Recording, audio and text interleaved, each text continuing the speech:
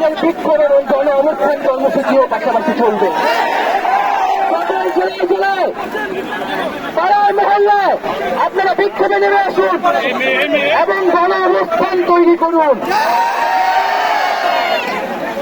এবং আমরা অতি শীঘ্রই মার্চ টু ঢাকা ঘোষণা করব। সারা বাংলাদেশের মানুষকে ঢাকায় আসার আহ্বান জানাবো। আমরা এখনো দেখেছি যে বিশ্ববিদ্যালয়গুলো তালার ভিসি পক্ষ গুলো এখনো ক্যাম্পাস বন্ধ করে রেখেছে।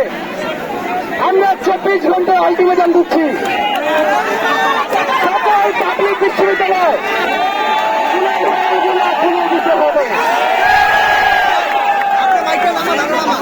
যদি 24 ঘন্টার মধ্যে খুলে না দেওয়া হয় আমরা হলে প্রবেশ করবো। আজকে তারা বিভিন্ন প্রান্ত থেকে এসেছেন, স্কুল কলেজ মাদ্রাসা বিশ্ববিদ্যালয়ের শিক্ষার্থী এসেছেন, তাদেরকে আন্তরিকভাবে ধন্যবাদ জানাচ্ছি।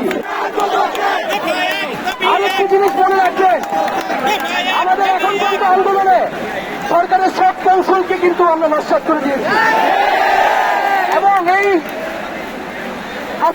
খুনি হাসিনা সরকার সমাজে বিভাজন তৈরি করে আমাদেরকে বিভক্ত করে রাখে। আমরা খুব স্পষ্টভাবে বলতে চাই, আমরা আওয়ামী লীগ বিএনপি জামাত এগুলো কিছু বুঝি না।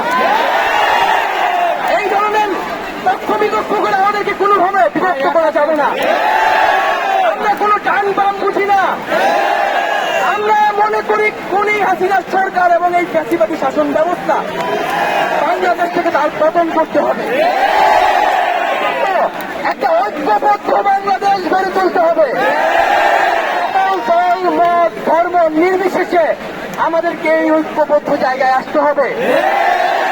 এখানে যাতে কোনো ধরনের বিভক্তি করার সুযোগ সরকার না পায়, সেই সুযোগ যাতে আমরা সরকারকে না দিই।